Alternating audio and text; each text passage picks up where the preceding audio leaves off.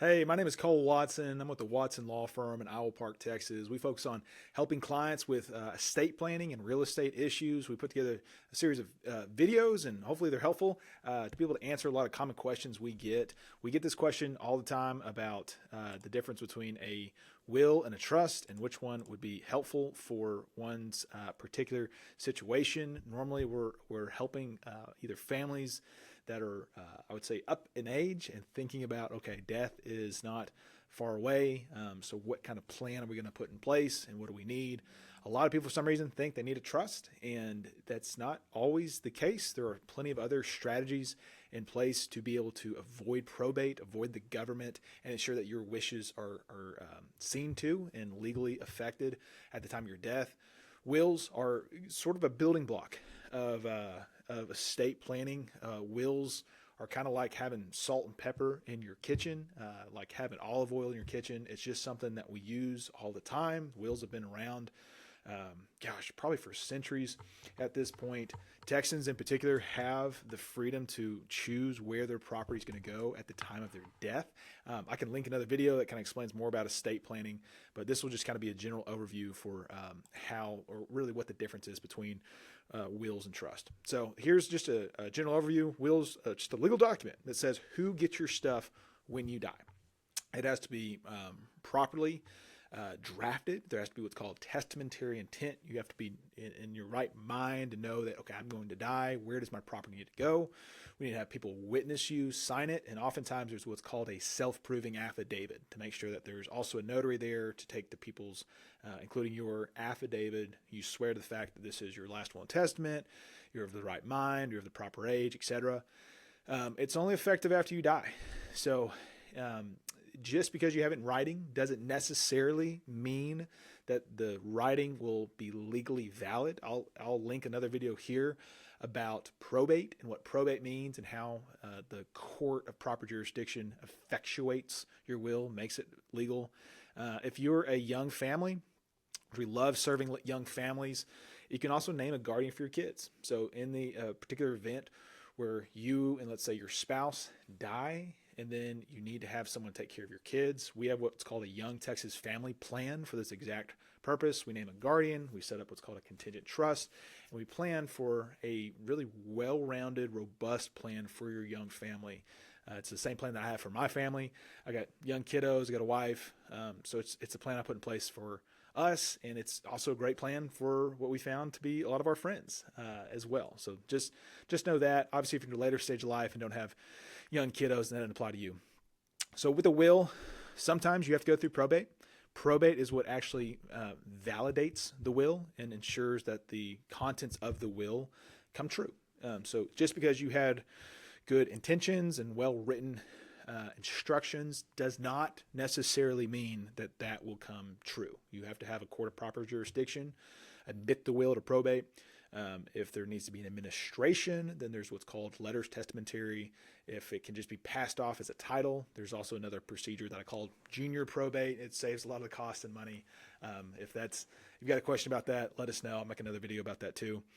And then, some people call it done right. It's true. It's also done legally. So again, just because you have the written document does not mean it's legal and does not mean it's actually done right. Little note, it is public record. When you have to file a will, technically anyone could look it up. Some people are concerned about that. Some people aren't.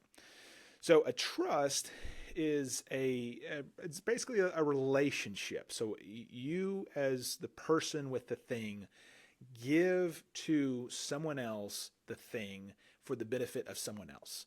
So it's kind of it's a three-way relationship that we have in the law. So basically we have you with, let's just say, your property, and you give your property oftentimes to maybe you and maybe your spouse or a corporate trustee, someone else that's different. And I guess I should have a different color there. So this is a different person, and it's ultimately for the benefit of someone else. So oftentimes that could be a kid, that could be maybe it's we cannot see that at all.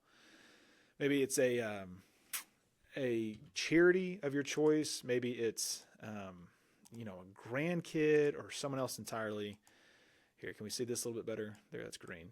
So it's someone else entirely that then will receive your property once the trust is effectuated. So it's a legal arrangement. You give it to someone else. That's the trustee with the power to manage. The trust works in a way where it can be while you're still living, or it can be effectuated after you die. Kind of going back to the young family example, when I'm setting up a will, I will set it up as a trust within the will. So then if we had to go and probate the will, then the trust takes effect. Other trusts are called living trusts, and you can set it up now. It does help avoid probate. It could be faster and more private if that's a concern. It does cost more to set up, but it could save time and money with probate. It frankly just depends. My general rule of thumb is if you have less than $500,000 in assets, then you probably don't need a living trust, but there are other factors to consider. If you have, let's say, a special needs child, they're going to need a special needs trust to not run afoul of their benefits. If you have contentious family disputes, then we might want to protect your assets a little bit more. And then certainly if you have in excess of $1 million, $4 million, $6 million in assets, then maybe we want to think about your legacy and how can we plan in such a way where we can give, again, the grandkids, great-grandkids, benefit from your estate. So it sets rules. There's all sorts of things we can put inside of trust, but that's kind of the general nature. One is just the document, just a will that says where things need to go. A trust is a little bit more formal as far as how things are going to be managed, where things are going to go. I talk about convenience and control a lot. A will is very convenient. A trust effectuates a lot of control. Frankly, it just depends on your unique situation. By all means, get legal counsel. This is just an informational video, not served as any kind of attorney-client relationship or any kind of legal counsel to your unique situation. Everyone's different, so I would encourage you to reach out to an attorney. We can certainly help you in Texas, but if there's another attorney you know in your area, that's perfectly fine too. We serve clients all over the state. Love taking care of Texas families. It's what we do. It's what we're here for. But all that to say is there's other ways to avoid probate. And unfortunately, I don't think a lot of attorneys talk about this. It's a lot easier to sell a trust and spend thousands of dollars to mitigate a lot of probate cost. There's also much more cost-effective ways to ensure that your wishes are carried out. And so that would normally start with a ladybird deed. So a ladybird deed is what's called a special warranty deed with an enhanced life estate. All that means is that you get to own the property until you die, and then once you die, then it goes to the person of your choice. Plain and simple. Without having to go through probate, without putting it into a trust. It is an incredibly effective estate planning tool. I wish more people knew about it. Some people hear about it. If we're ever worried about Medicaid, estate recovery, if we're ever worried about the government coming back and taking property, another great tool to help mitigate that. You can always sell the property, you can mortgage the property, you can rent the property.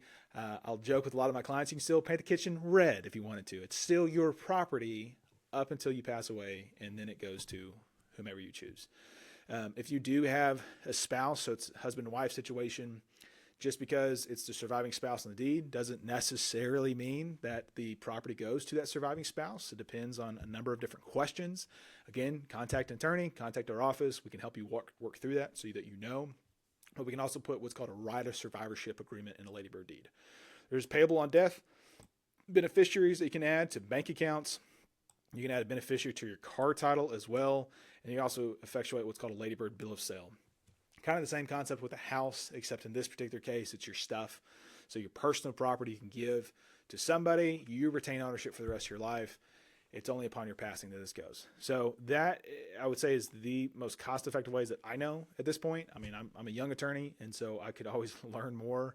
But when I learned this in my practice a number of years ago, I just thought it was the best thing to do by hardworking Texans that just need the help and don't know that you can have these cost-effective ways to ensure your property goes to the right people upon your passing without having to go through probate, without having to set up a trust, just getting you taken care of. So if you got any questions, let us know. We do this all the time. We help people plan. We give them a lot of peace of mind when we're able to. Can't prevent death, but we can certainly plan for it. So if you got questions, should be a link somewhere over here.